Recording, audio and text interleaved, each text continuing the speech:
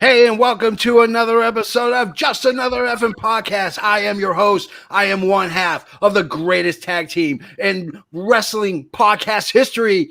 I'm the JFB, James from Boston. And you may know me as the patron saint of professional wrestling. You may know me as the originator of pineapple on pizza. I'm Canada Dry, damn it! Pineapple! We have a great episode, but we are joined by two individuals who are big friends of the show. We have Alex Haney. You might know him better as the man who designs our awesome t-shirts. And we got the sexy as ever, Jay. Well, Say hello, guys. Did he just give us the finger? It is effing wrestling, damn it. All right, so before we get started, let's go through our news really quickly.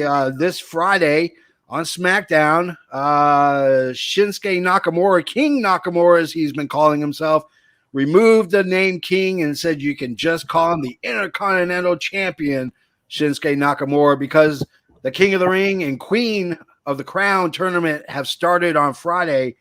What does everybody think about King Nakamura removing the word King from his moniker, if you will?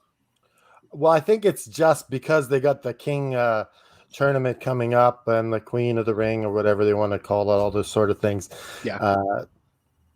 I would like a shorter reign for whoever wins that. Don't make it last all year. Those gimmicks get old quick. Yeah.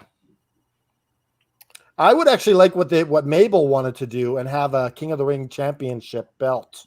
Mabel had a championship made up after he won it and was on the indie for a bit, and that would be cool to have actually championship belt that you defend. That's one hell of a fucking large belt. Alex, what do you think about Nakamura taking the King off? It's a bit strange that they just drop it the way they do, but then again, it's WWE, and you know, may just show a gimmick, just a gimmick, and then try to launch a tournament around it. You know, it just doesn't make sense to me. You know. Yep. What do you think, Jay? This is my issue with the tournament in general. Nakamura's not in it. He doesn't have the ability to defend the King name. Yeah. Which to me, King Nakamura and NJPW was a whole lot better than King Nakamura than we have here in the States. Amen. So to not give him the chance to at least go through it and to have the lineup right now for the King of the Ring and the Queen for that reason. Yeah. It's a bunch of nobodies. It's really not your high top players. And I know that they try to establish people with it. It worked back in the day because without the King of the Ring, we wouldn't have got, Austin 316 says, I just whooped your ass. Yeah. But recently, what has it been? It's been another gimmick, which everything else in WWE has become. So yeah, I don't know. Dallas is watching with us. He says it's super odd they're doing the tournament right now after the Corbin feud. Yeah.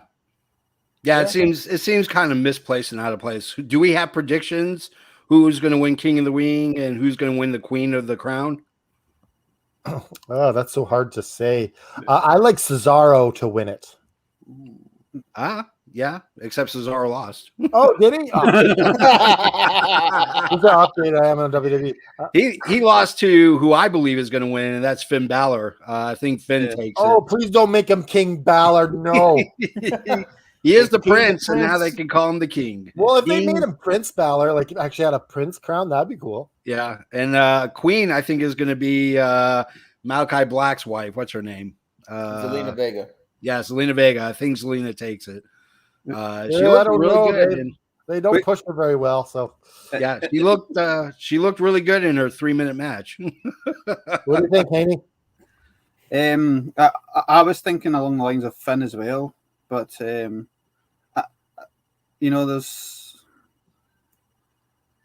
in terms of the female one, I just don't know. I mean, it's fit for Charlotte, isn't it? So yeah, but Queen of Spades, keep her name going. Yeah. Oh yeah, Shayna Baszler. I think you're trying to do that. Yeah. I thought he was fingering us again.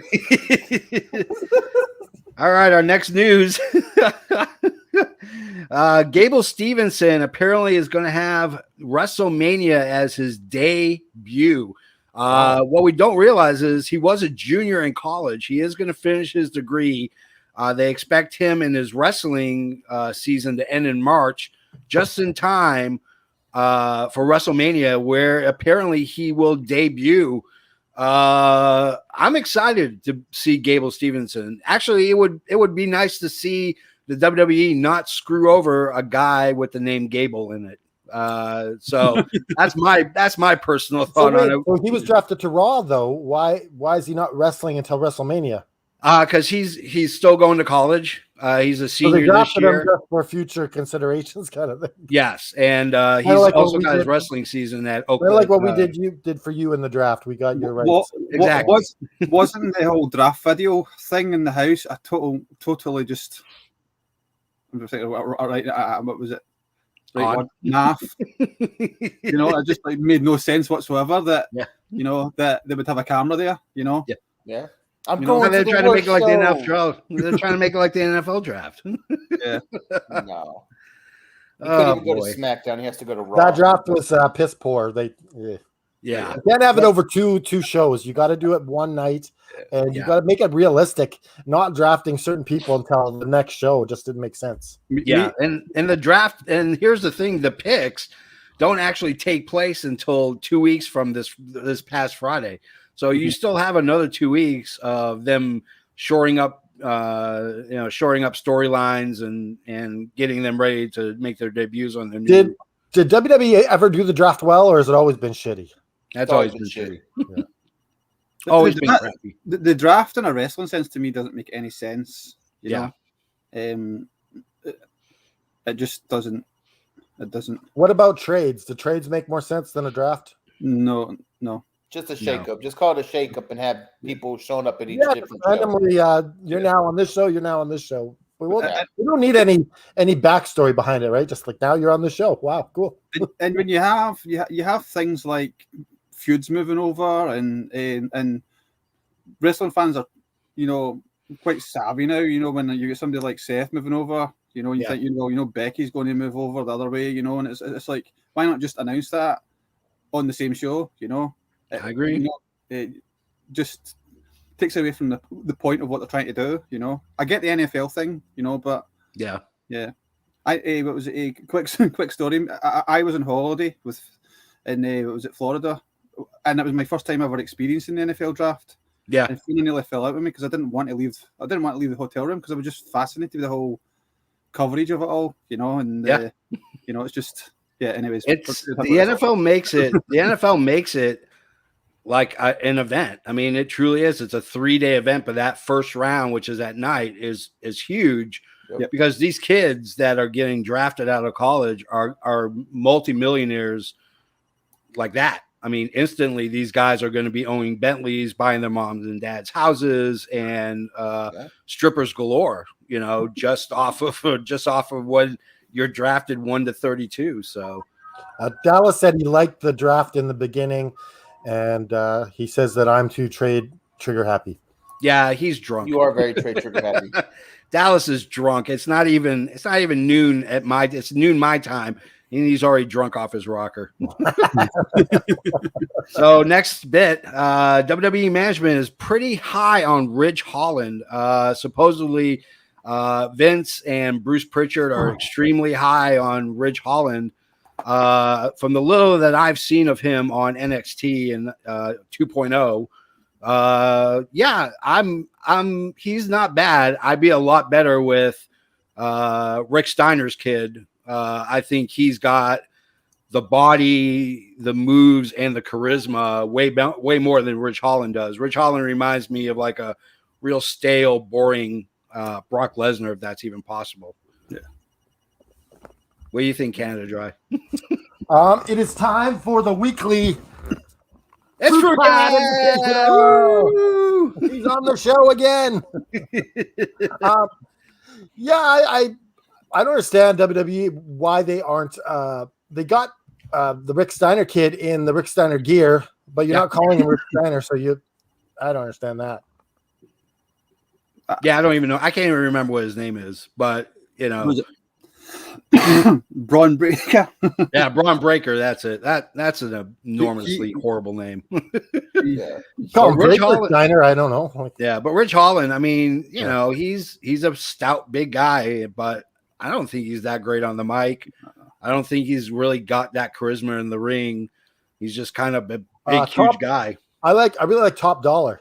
He's gonna be a star. Top Dollar, which is a friend of the show. A friend of a friend of the show. Yeah, he's a friend of the friend of a show. He's like your Canadian girlfriend who's secret. Yeah. You know, he's American a friend of the girlfriend. friend of the show. I do think Braun Breaker will be headlining WrestleMania within 3 years. Oh yeah.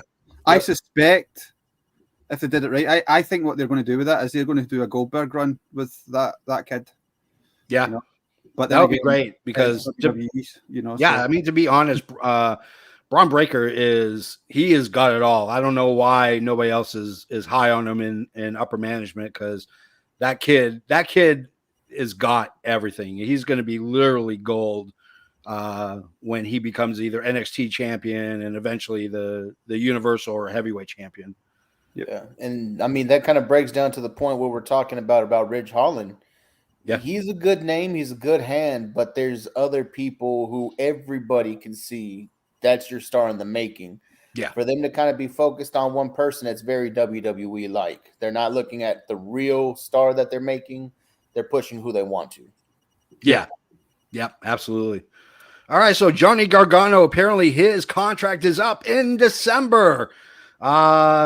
So where do we think he lands? Does he stay with WWE and eventually go to the main roster, or is he built for another promotion, maybe specifically AEW, MLW, or any of the other promotions? Do you see him sticking with WWE? Because you know that they got to be talking to him about contract extension at some point. So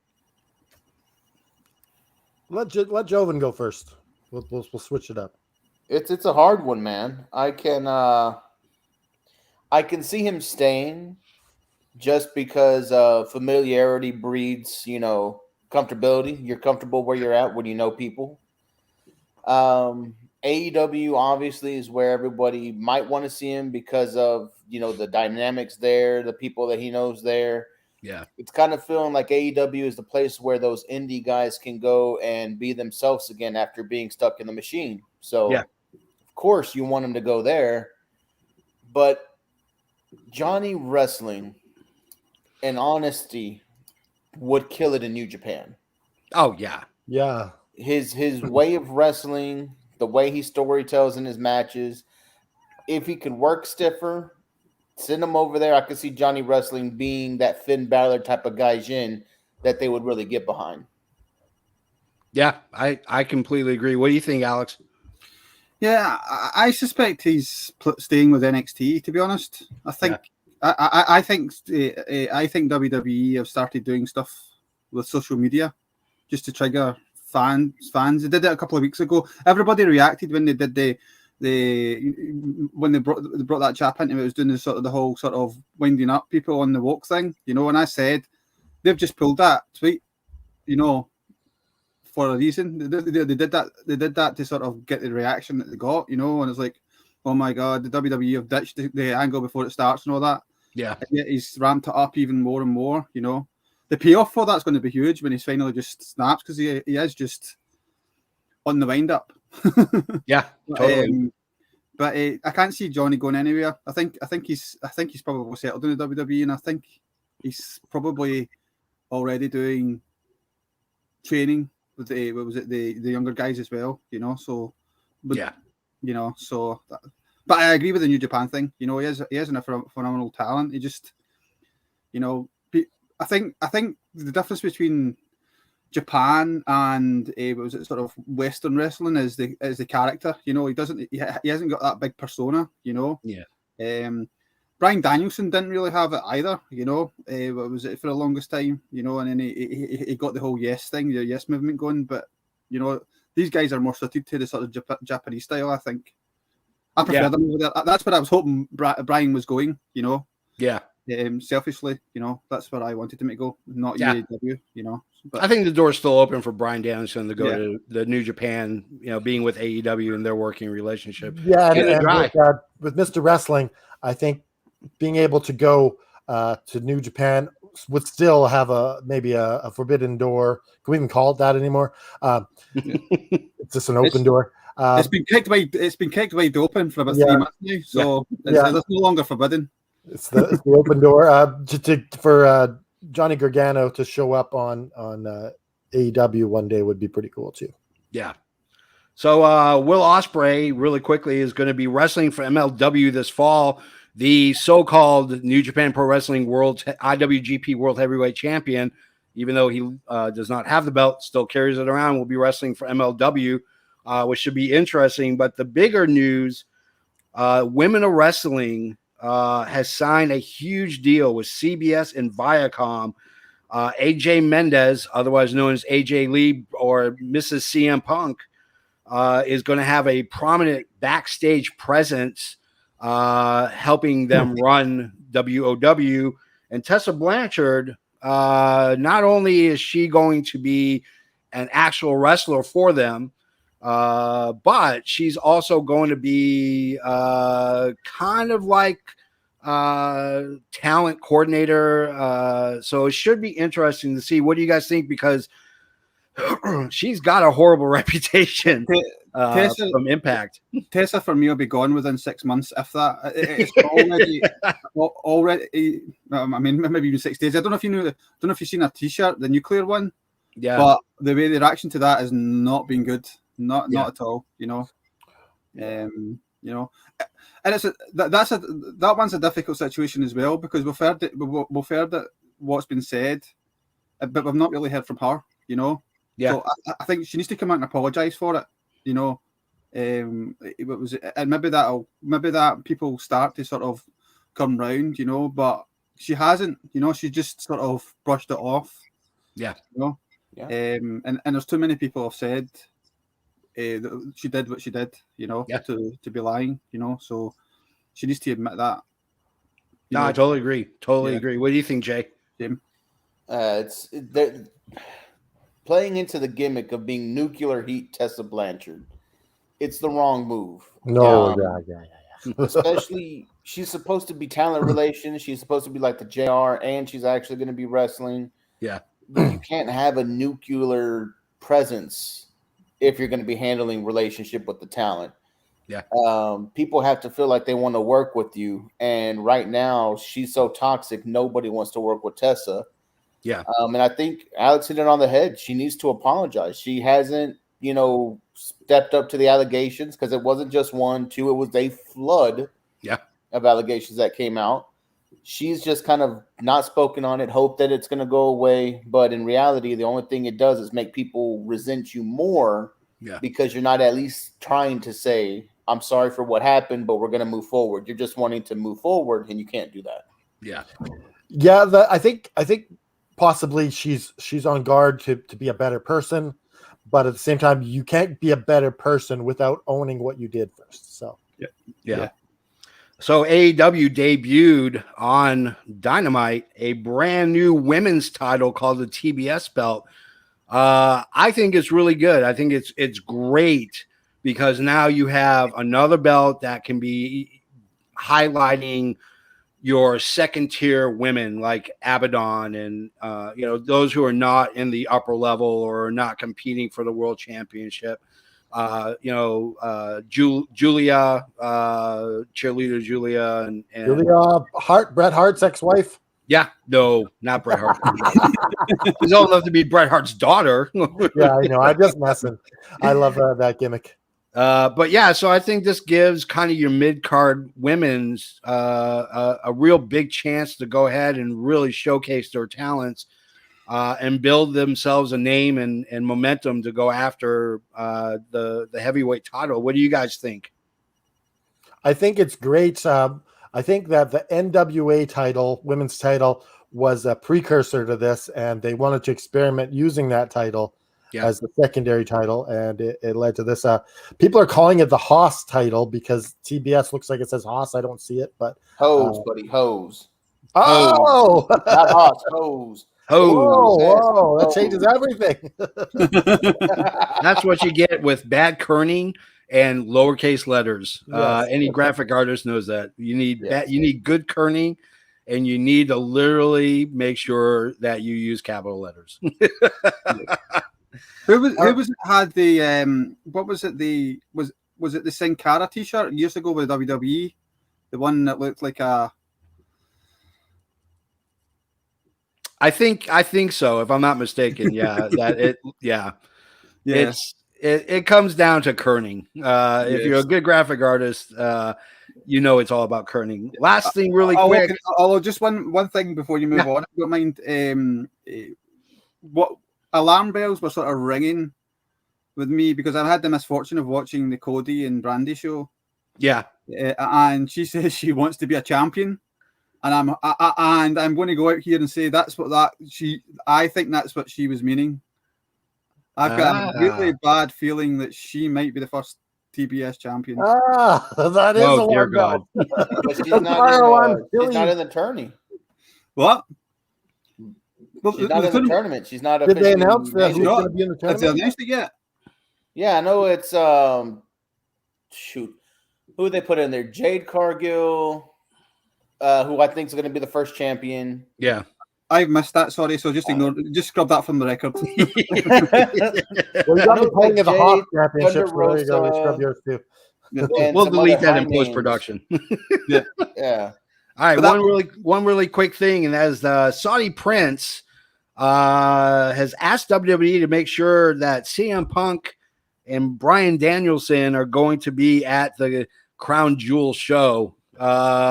So probably not going to be there, but you know, what are you going to do? It's pretty sad. So let's get into the meat, if you will. Well, hold on. Terry, what? Hold on. Yeah. Dallas would like a shout out by Alexander Haney. Go Dallas! There we go. Can I use that for later today too? Go Dallas. Yes, yeah, you can, but I think it's for a different. I think it's for a different reason. No, but too late. We got him on the ringtone. You got about the Scottish guy on your ringtone now. Go Dallas. Go Dally. All right, so the auditory airgasm that we're here to deliver, the main event. Ding, ding, ding. That is right. So we have two big promotions that are in the world aspect of professional wrestling. You have WWE, which is untouchable as number one. They have over millions upon millions of social media followers, YouTube followers, all this other junk. They have millions of people watching their shows. While Canada Dry is not a huge fan of WWE, they do have a huge contingency of fans. Gaining speed, of course, is AEW, who's adding, if you will, literally hundreds of thousands of fans to their Twitter and social media accounts. So it leaves the question open is, who possibly can be that number three? Who could possibly get the sucker fish on a shark that feeds off of everything the shark eats and it misses its mouth, and the sucker fish is there, or the little pilot fish is there to go ahead and eat the scraps? Well, that's the discussion for today. Who do we think is going to be number three? We're going to talk about the pros and we're going to talk about the cons of each one. And so what I want to do is we're going to pose the question to each of you guys, and we're going to start with MLW, Major League Wrestling. They were established in 2002. Not consistently. They've been consistent over the last 5 to 6 years, but they are run by a former WWE writer in Court Bauer. They have working relationships with AAA in Mexico, also with New Japan Pro Wrestling, among other smaller promotions all over the world. So what do you think of the pros and the cons of MLW? Have you guys watched MLW? And if so, where do you think that these guys can go? Can they have the wheelhouse and the power to go ahead and get into the number 3 slot? You said the cons. And you failed to mention it's Tony Khan's birthday. It's Tony Khan's birthday. Happy birthday, Tony Khan. But in all seriousness, MLW, they're doing a great job of developing stars. Yeah. They did wonders with MJF, and they did wonders with Brian Pillman, and they kind of rejuvenated Davey Boy Smith Jr. Yeah. And I think they're a great development league, like the next step before you go to WWE or AEW, but they're not quite there in the conversation in the top 5. That's their pros and cons for me. Is they will be decimated as their guys' contracts come up. You know, yeah, with EW and WWE. I think Hammerstone, the guys are awesome. Yes. I know there's various stories around Jacob, you know, and the sort of he's got something in his past, you know, but you know, WWE have had wrestlers before that are similar sort of situation, you know, and it's interesting because there was a narrative online that obviously by the owner of MLW, what was it when he signed his big deal that it was WWE missed an opportunity, they never came in for him, you know, but yeah, the individual also said himself that they came in, he got a call from Regal, and it came in too late because he'd signed the deal, you know, so it's a, you know, bit of politics going on, I'm guessing, you know, but what was it? Can you imagine him turning up and with the bloodline storyline going on, you know, and ripping that whole thing apart, you know? Yeah, absolutely. Jay, what do you think? You guys have given some cons, and I could see that, but I'm going to go with the pro.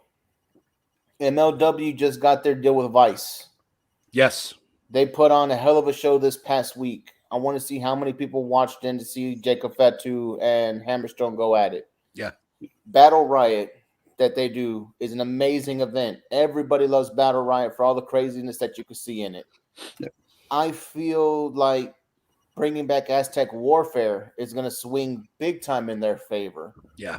So MLW, in my opinion, is taking the right steps to get out of that feeder system like Aaron was talking about and legitimize themselves as a third brand, because in all honesty, there should be a show that is in that third brand conversation, but they're not, because it hasn't been a consistent way for them to draw in people. And we'll talk about that company in a minute.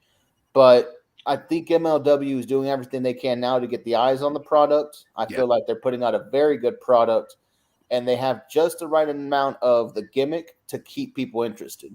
Yeah. And let me just say, MLW, as a very good pro, has an amazing name, Major League Wrestling. Great name, and I love the logo. Yeah. You know, here's the thing with me and what I see in it is, you know, the pro is, they have a contract with Vice, because the big con was they're streaming their stuff on DAZN. They're streaming their stuff on DAZN. They are on BIN Sports here in America, which is a small channel that a lot of people get. There's no real big platform per se to really watch their stuff unless you're willing to pay for it. But being on on Vice is a huge pro. And Jacob Fatu, I know WWE has at least tried to come at him at least once or twice to have him sign to reunite with his brothers or his cousins, or which I don't know. They're all related at some point. You know, it's the Samoan way. Everybody is related except for Samoa Joe.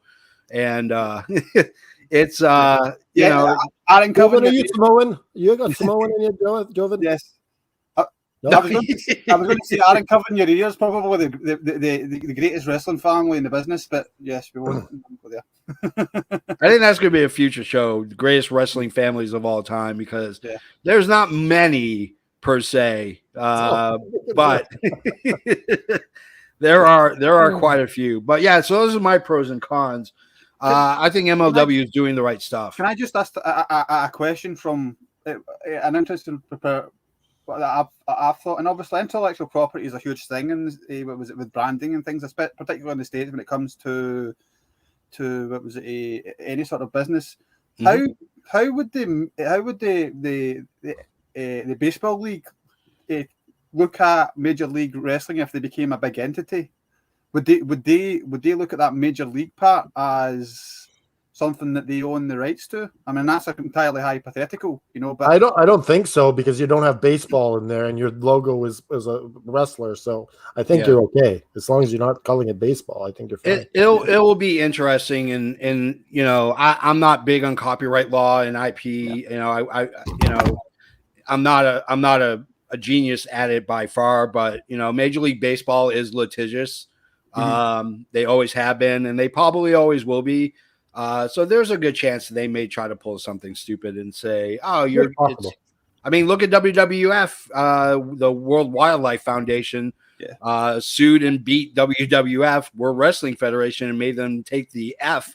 Well, the only real reason they lost that case is because the royal family over here were patrons of that charity. So yeah, you come to Did the royal family have something to do with the WWE losing the deal? Yes. Yeah.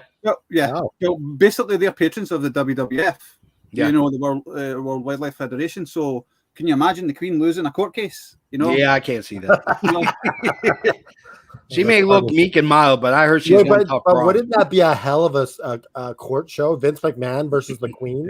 That'd be freaking awesome. With Judge I'd Judy. try to watch it. Yeah, it wouldn't even be fair because I heard she likes giving the bulldog out of the corner. She is one tough broad. I mean, she jumped out of a helicopter at the Olympics. I mean, you can't. I totally forgot about that in the opening ceremonies. Oh, that's right. She jumped out of a helicopter. Yeah, oh man, Queen Elizabeth. At what age did she do that? She was. I think she She's was not gonna born at die. 84 years old anyway. So I'm 90% sure she's a robot. Oh, that's funny. The Disney Imagineers, Hall of Presidents, they Keith Richards and the Queen both. Yeah, they're no longer doing bombing. They do. What would that be called? Exoskeleton transplant. She's like the T-1000, baby. All right, so our next group that we're gonna go with, I decided to go with Ring of Honor. They were also established in 2002. They probably at one time had the best indie wrestlers ever. Here is just a small list, if you will, of people who have come through and wrestled for Ring of Honor. AJ Styles, Adam Cole, Bryan Danielson, Nigel McGuinness, CM Punk, and Samoa Joe.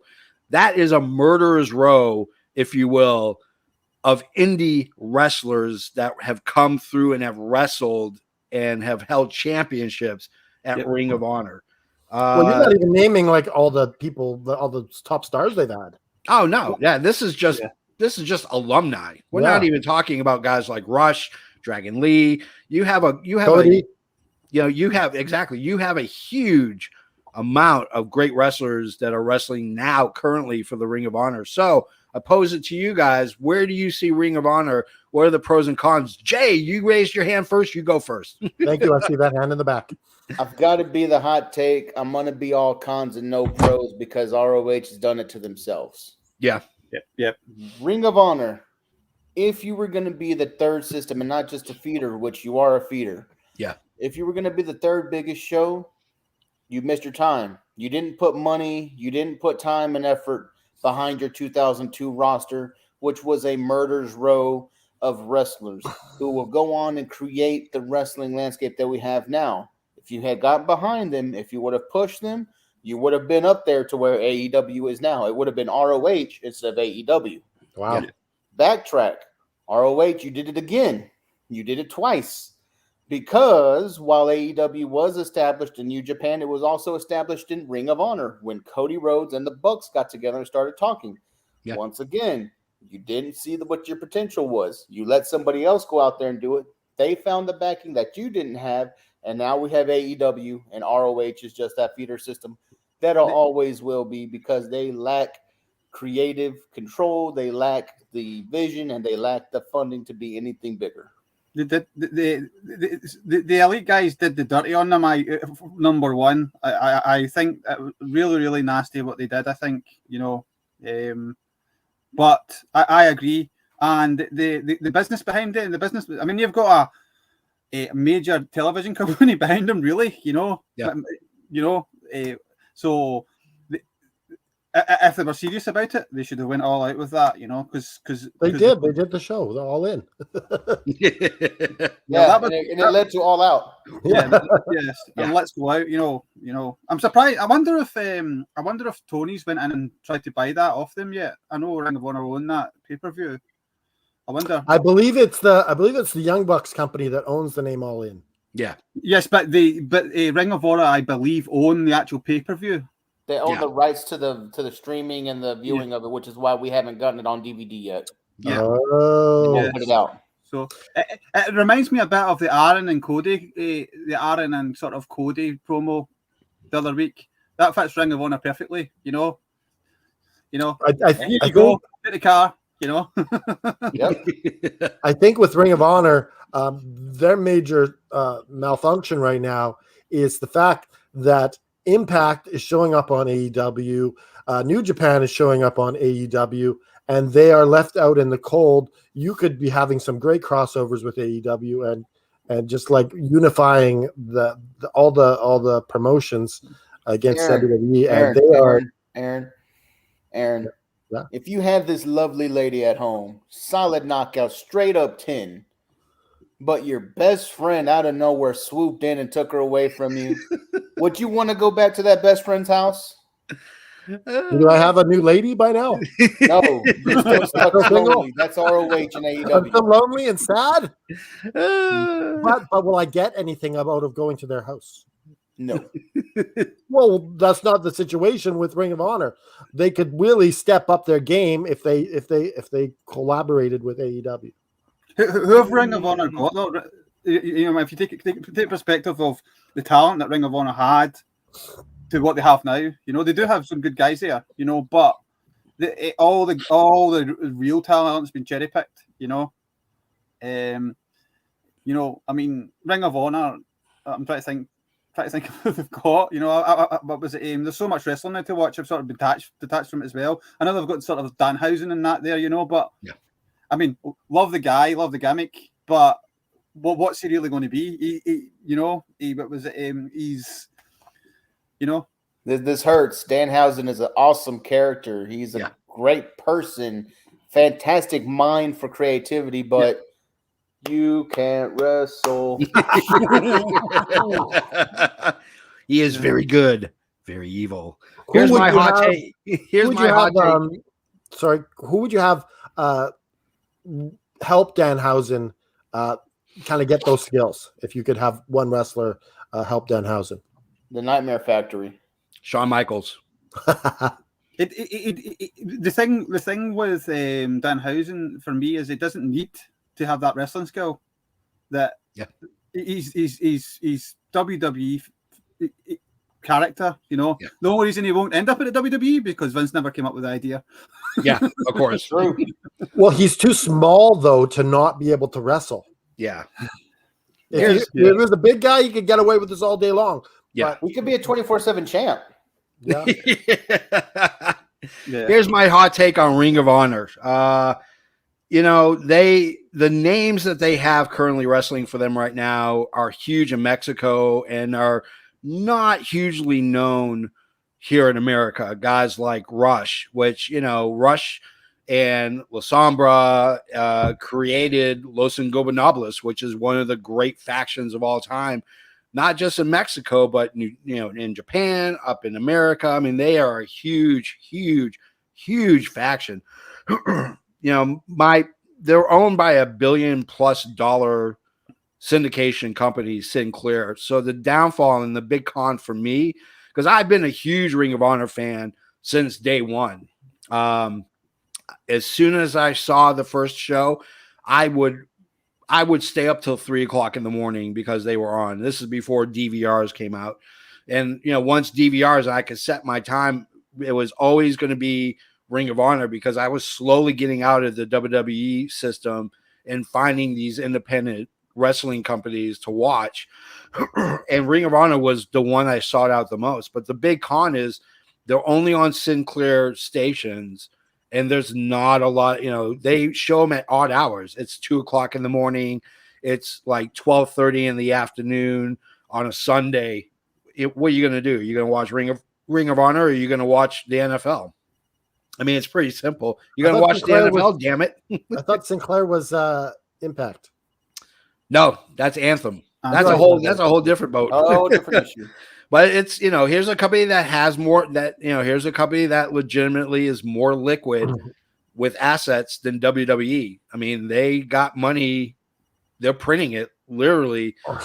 And I wish that they would go ahead and really just spend that money on production, go to a little bit bigger arenas, get a consistent time and date so people will watch it rather than saying, oh, it's going to be on Saturday at 3:00 in the afternoon. And then next week it's on a Friday at, 4:30 in the morning, which only, crackheads, meth heads, and, nursing mothers are awake at that time. So, and on graveyards. The issue I think with Sinclair have got is with wrestling in general, and I know some people don't agree with this. I've said it is wrestling's still is a bit of it's like a dirty little secret, to a lot of people. People are willing to admit they're WWE fans or AEW fans, but they're not willing to admit that they're pro wrestling fans. Actual pro wrestling. And some people say, well, AEW is pro wrestling. It's not. It's WWE 20 years ago. Yeah, you want pro wrestling. Pro wrestling happens in ROH under the pure banner. Yeah. ROH has some of the best wrestling, but they don't spend the money to get in front of the eyes that it needs to have. Yeah. Pure Look at Daniel Bryan Omega match. That was pure wrestling. Come on. No. You're just no.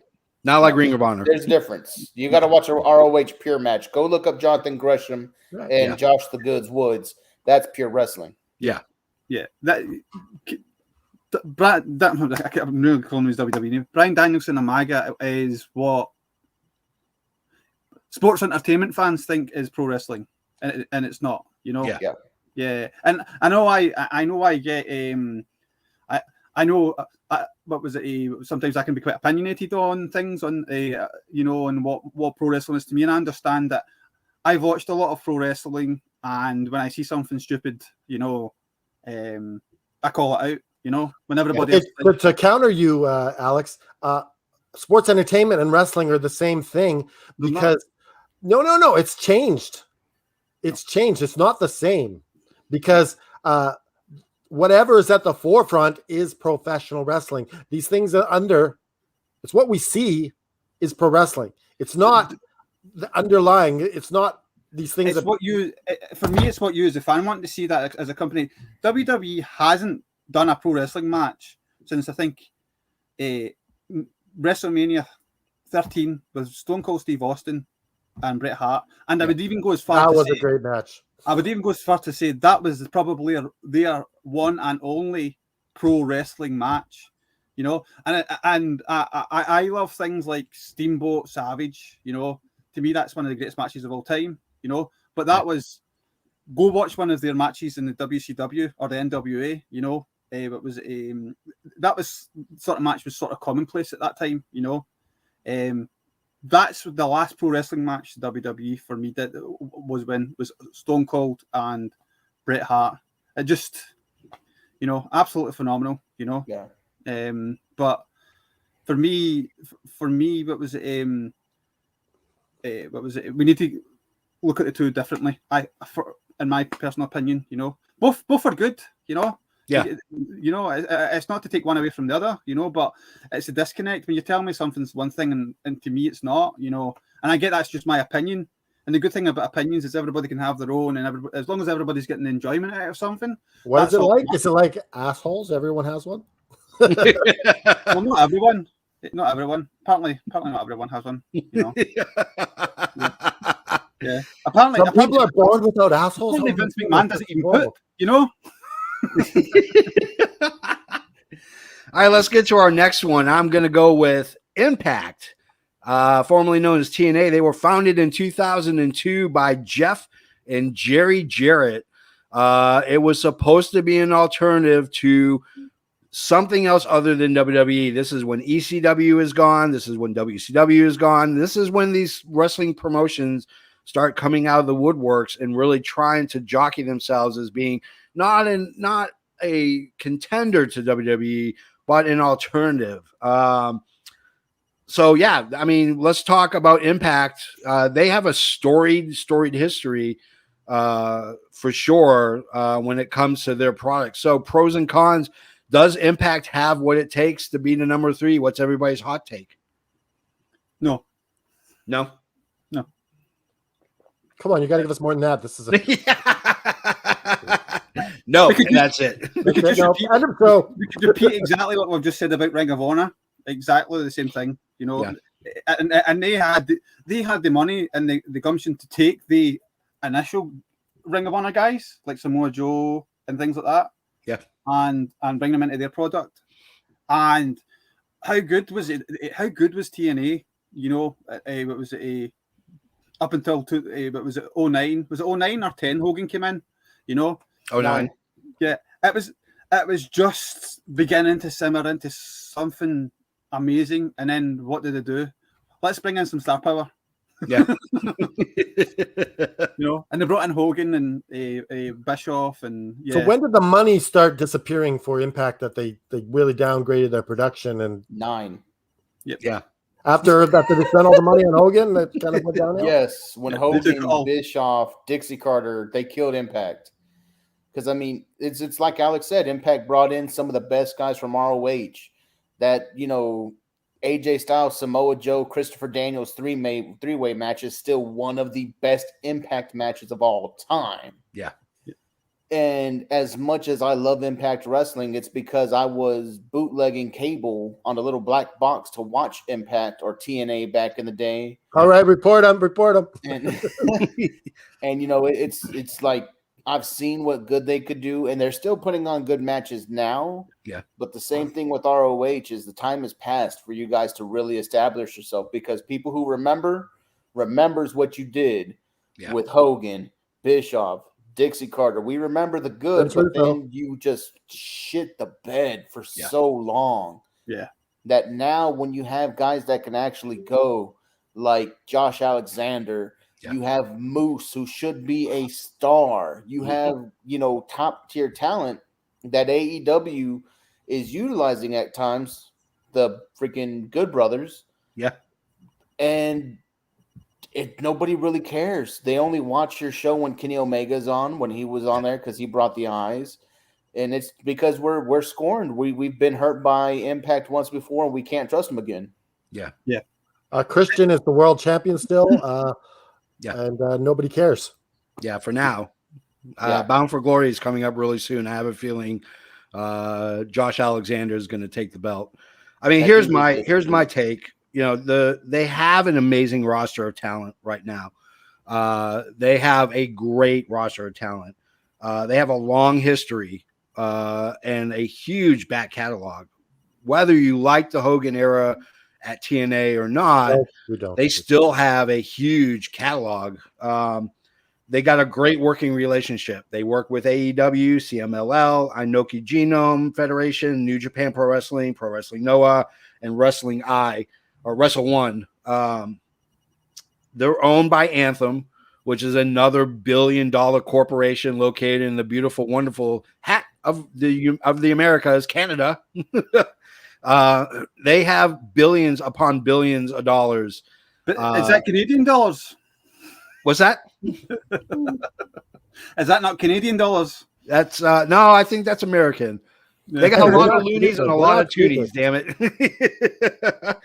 The big con is they're only on Access. And I don't get Access, so I can't watch Impact. The only time I watch is pay-per-views, which are not horribly priced. You know, they're decently priced and I could pretty much catch up on storylines and this and that just by watching the pay-per-views. I don't know if you guys know this. Obviously, me coming from the UK and things like that, but TNA was huge in the UK.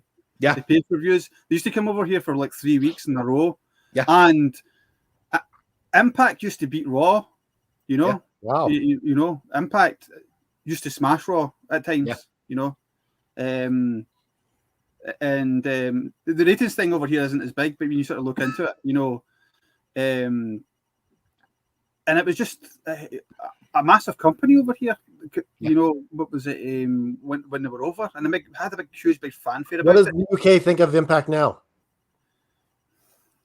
What? Dude, it's the wrestling fan base. Once you do a fan base wrong, forget about it. They're not going to forgive you because they'll remember what you did. Now, let me pose this question really quick. There's talk about, of course, Braun Strowman is going to sign with Impact.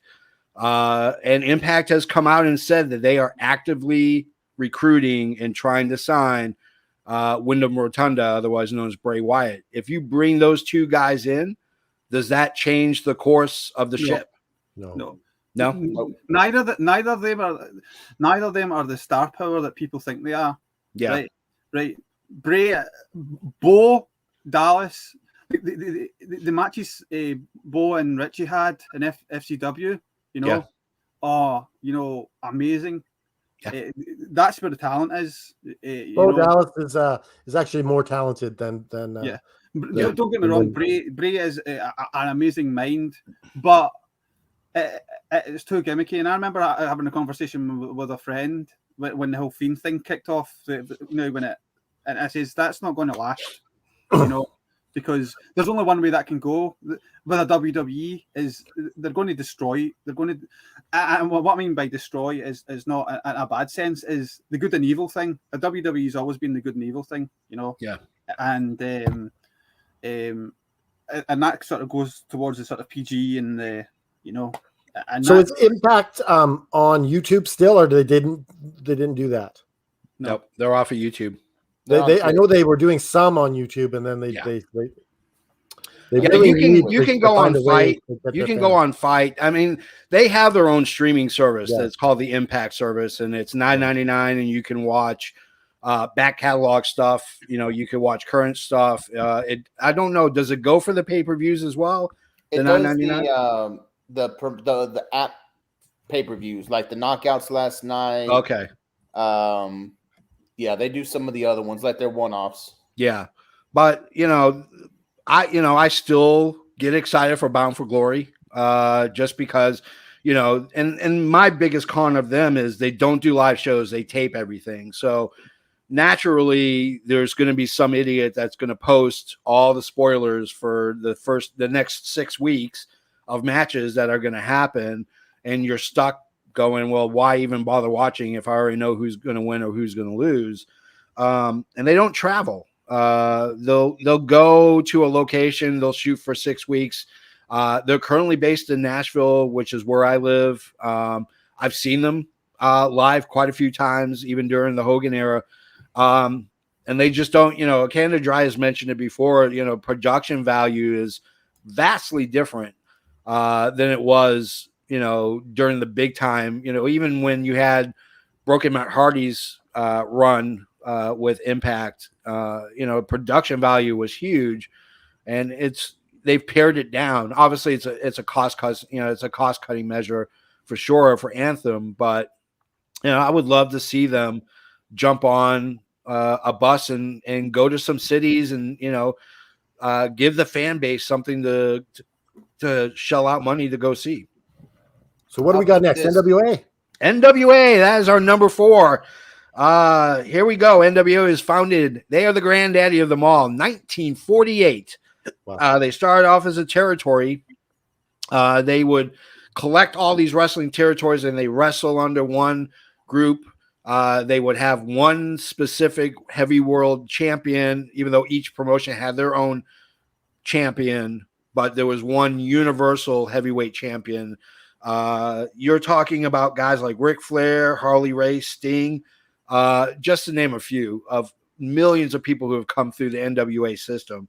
Does NWA, they're owned now by Billy Corgan. For those who don't know, he is a rock and roll icon with the Smashing Pumpkins, who also is a ginormous wrestling fan. I had the privilege to meet him once and talked 20 minutes about wrestling. I didn't mention his work in music. We just talked about wrestling. And that's what's so great is he is a huge wrestling nerd. He's also a huge wrestling historian, like Jim Cornette is. So does NWA have what it takes now to go ahead and be technically and possibly a number 3? No? No. I'm not. I like the NWA. Yeah. To me, at one point, the NWA had the best champion out of all promotions in Nick Aldis. Yeah. Nick Aldis is by far an amazing wrestler, great champion. He held NWA's banner so perfectly. Yeah. But your booking decisions, you have him drop the title to Trevor Murdoch. Yeah. Don't get it. You have guys there that are real good. Adrian Adonis. You have, JTG has done time there. A lot of people, Thunder Rosa came from there. Yeah. When she was cutting her teeth. A lot of people use the NWA as a launching point. And I think that's where they need to stay. Yeah. They need to be fine being that point where some of the aged wrestlers who could still go, but maybe not constantly, not every week, not, the grind of some of these bigger shows, they can go there and still have a good career. They need to be a place to where these rookies can come in who are still a little green, still learn how to be on TV, learn how to get their stuff in, learn from the veteran presence. It'll do them a world of good. Yeah. That way, when they take that next step, they're ready. Yeah. But So I watched that Women's Empower pay-per-view, and the production value on that, the camera work, the guy, the announcers, they were horrible. Yeah. I watched the Shine pay-per-views a lot, and the Shine pay-per-view should not be better than the Women's Empower. Shine has been doing it for longer. Yeah, that's true. But their pay-per-views, I've watched a few of the NWA pay-per-views, and the just production value is just bad. Yeah. Yeah. I think the problem with in terms of production value, I'll agree it's not really that great, but I think what they're trying to do with the camera work and with the look and the feel of it is to harken back to those 60s and the 70s, when you had Ric Flair, when you had Harley Race, when you had Sting, when you had these great territories that were battling it out. I think that's kind of the production value. I think they can. That's my problem with the NWA is that legacy, Yeah. And they're presenting it like they're still got that legacy, when I mean, no disrespect to it, but was it as you say, Nick Aldis and things like that, amazing champion, but the legacy isn't the legacy. I mean, there's a 20-year gap. Yeah. I know it was still there, and I know TNA had it for a while, and what was it? ECW had it. Ron Killings was what was it? R-Truth, Yeah. Amazing champion, one of the most talented guys ever in wrestling. Yeah. What was it? But they just don't have that upper, they've got the name, but they don't. I think how do you put it? They've got the name, but they don't have the brand. Do you get what I mean? They got name recognition, especially for the old time wrestling fans, but it's not the NWA. Yeah, it's not the NWA that it used to be. Yeah. I mean, I can tell you this: the one thing that drew me to NWA, besides Billy Corgan owning it, was belts mattered. Nick Aldis held the belt for over 1,000 days. I mean, that's cool. That's huge because you in the age of AC, ADHD and you can't keep your attention for longer than 10 seconds with with wrestling fans, you're switching belts back and forth like it's a hoedown, and it's not. And that's what really turns me on greatly about the NWA is that the belts matter. Thunder Rosa had the women's championship for like 200 plus days. I mean, that to me is a big reason too why I like Ring of Honor, is because the belts there matter. And you had long title reigns. Nick McGuinness, or he had the belt for 2 stretches over 500 days each, and I mean that's a huge thing. I mean, Jay Lethal at Ring of Honor had it for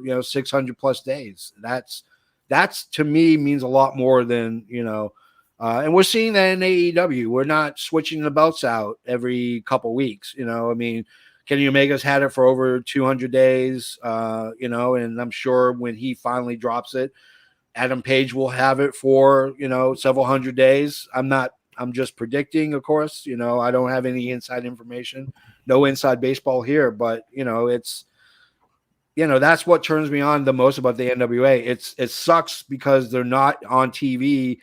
I mean, they're on Fight TV, and then you can join for $9.99. You can join their streaming platform as well, but they don't have access to the old stuff, which for me as an old school wrestling fan, that's a must.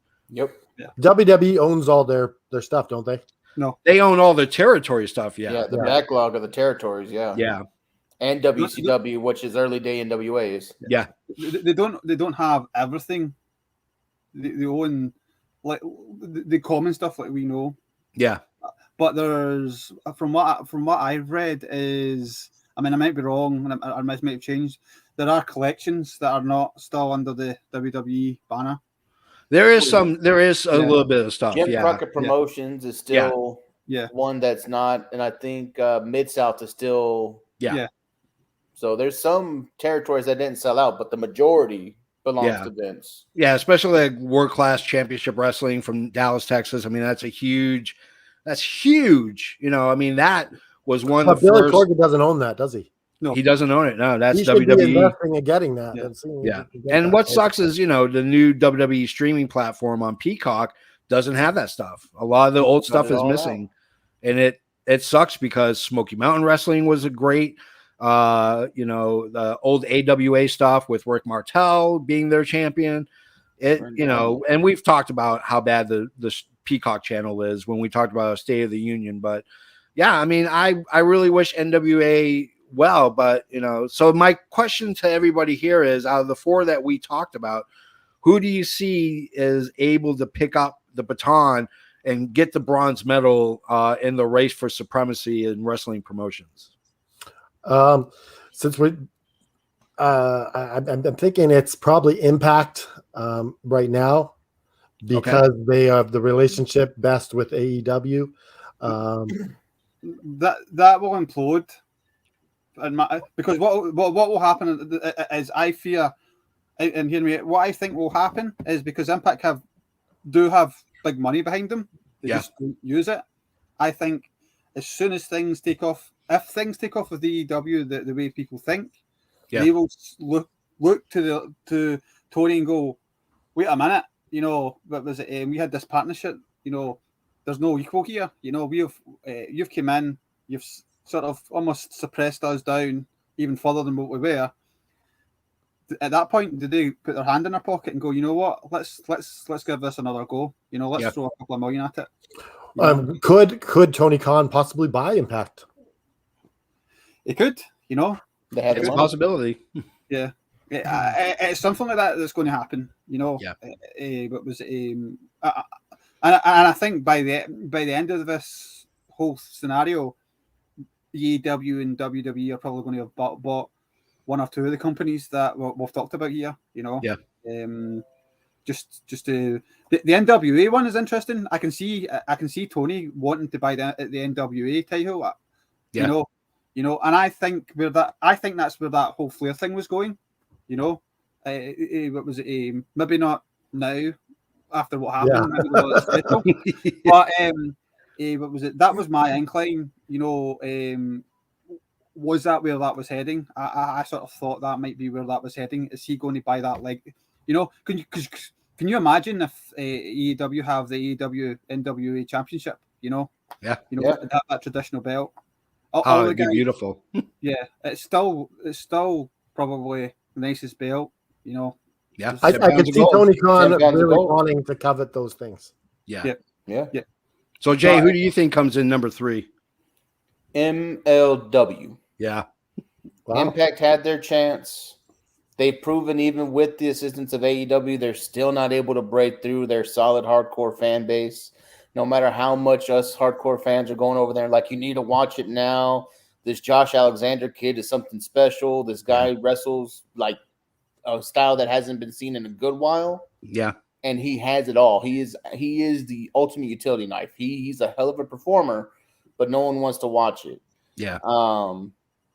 I need him to beat Christian, and I need him to try to go after Kenny Omega so more people can get his name out there. Yeah. But I think Impact had their chance. They fumbled the ball. Too many of us are out there. We're not willing to give them another chance because of what they did. Yeah.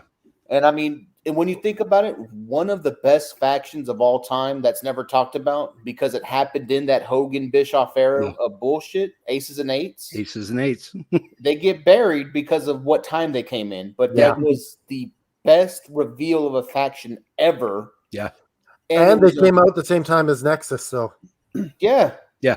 And they get no love just due to where they came out of. So Impact harmed too many of us. It's got to be MLW. Yeah. Can you remember the buzz around that whole? Everybody, like, you know, you tune down every week to Impact just for a little incline, you know, and you know, and they switched it round. You know, they were so clever as well. What was it? I mean, obviously in the reveal they did with the Billy Ray and Devon. You know, they revealed Devon. You know, but from what I'm told, and I don't know if it's true, both of them were playing roles in the sort of faction. But was it to sort of put people off? You know, but was it under that mask? You know, so it was just great faction. Who do you think, JFB? I'm gonna go with Joven. I'm gonna go with Mr. Manacho. I'm gonna say MLW. Mr. I think Manacho. Yeah, I think the problem is, you know, Impact is like WWE light. They're storyline driven with some great athletes, much like a WWE, which is storyline driven with some great athletes. MLW is great athletes. They don't really rely. They have good storylines and they keep you engaged, but overall, they are just an absolutely terror lineup. You know, it's more than just Fatu and it's more than just Hammerstone. You have a lot of great talent and it's new and it's raw. And that's the big kicker, is that Court Bauer knows, he's a writer. He knows how to create that drama and create those situations. And it's good that they have Vice is going to open their eyes and to a lot of people. So the fact they have Dark Side of the Ring being very popular could really help MLW. Yeah, absolutely. And I mean, from Battle for LA, when we watched the battle, that dude Judge debuted there, and I was instantly bought into this dude. I'm like, I need to see what this kid turns into. He looked good. Yeah, absolutely. Canada Dry, who are you going with a numero 3? I picked Impact. Impact. Okay. Cool. All right, guys. Well, that is it. We have come to the breaking point. We have given you our suggestions, and you know, it's the one thing that's great about this discussion is that we're talking about wrestling, and that is great for wrestling. We are in a boom period. We are in a buy, not sell for when it comes to professional wrestling, and we owe it to guys like Vince McMahon and Tony Khan for feeding giving us the injection in the arm of pro wrestling. And we have other guys like Billy Corgan, Kurt Bauer, and Impact and Anthem and Sinclair for the Ring of Honor for feeding that. And so on that note, Canada Dry, have you heard from the man whose name sounds like Bulk Bogan? We're going to go ahead and just say his name, Hulk Hogan. Hulk Hogan. Because you know what? I feel the schism between us and Hulk Hogan. I feel like there's this gap, and he's this man who can wrestle like all over. He's got technical wrestling skills that some people don't have in their whole body. He's got it in his little finger. You need to send him a cake. Yeah. So Hulk Hogan, I would like to sincerely apologize on behalf of F and Wrestling. I would like to sincerely apologize to you, my friend, for the way we've treated you. We haven't treated you. I'm just so sorry that you're a piece of crap. I will never, ever have you on this show, ever. You're not even welcome here. We'll see how I feel about this next week. But Hulk Hogan, is it 24? 24, my friend. Hulk Hogan, Effing wrestling. Effing wrestling 24. Hulk Hogan, 0. Canada Dry. Out.